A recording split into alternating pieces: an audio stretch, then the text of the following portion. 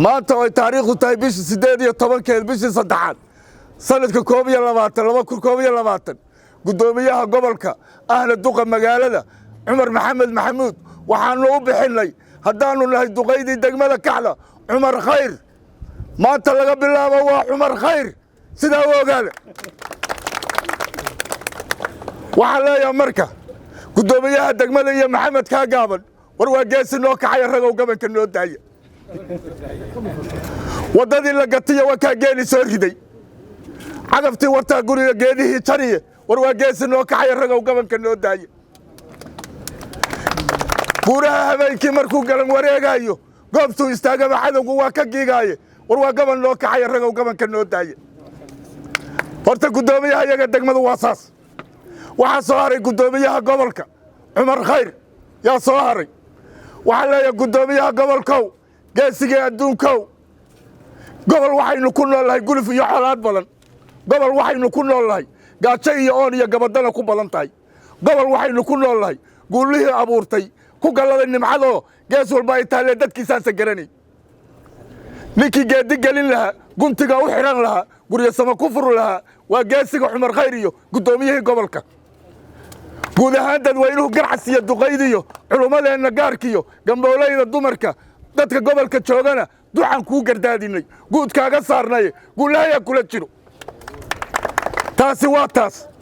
talabaad waxa leeyahay gudoomiye nimankii waraaqihii waa qarsadeen hullu hadal ma hambaliye himbiriirsana wax arag ma waxa ka codsanayna wareegta cad inaad ka soo saarto ina waligii la dhisan karin taas lagu caawi xilka waa laga tagaa ama geeri baa iman ama geedaa lagaga tagaa warqad cad oo wareegta wadadaas inaan la taaban karin yaa ka codsanayna iyo wixii kale danguudaba waxa ii soo haray gudoomiye Cumar Khayrow gabdhihii Kaxda joogay waxay ku ciyaarayaan 24 saac Cumar Janagalo waa ku jeexeelay jidka noo samee Cumar Janagalo waa ku jeexeelay jidka noo samee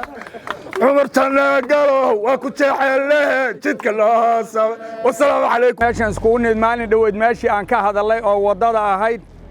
oo maaragtay jidka Sodonka ahayd dadkii damaaciga xumaa guriga ka galay inay dhacaan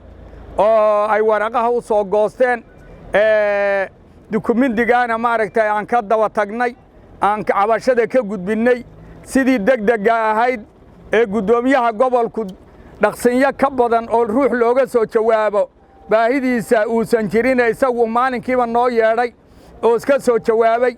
ayaa maanta waxay tahay meeshii baan dhex taagannahay waxaanu rabnaa gudoomiyaha gobolka inaan horta mahad u celinno ilaahay baa mahad iska leh ilaahay bacdallah inaan u mahad celinno gudoomiyaha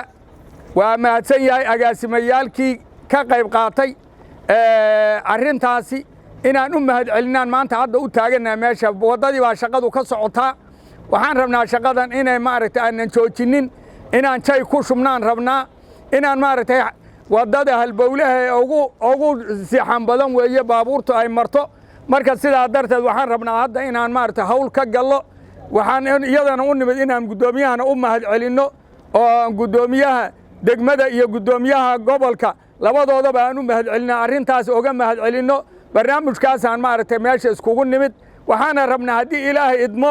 wax la iloobi kara mee taariikhdu inay qorto oon dhahnad aan ku magacawno gudoomiyaha gobolka inaan ku magacawno wadada ayaanu rabnaa wadada maaragtay Cumar Finish aan ku magacawnaanu rabnaa insha Allah saasaana yeelaynaa abka Dahab Plus iyo casriyeynta adeegyada shirkadda Dahab Shell Dahab Plus oo kuu fududeynaya isla markaasina kuu koobaya dhammaan baahiyaha adeeg ee eDahab Dahab Pay iyo adeegyada shirkadda Somtel markasta iyo mar kastaba ku isticmaal applicationka Dahab Plus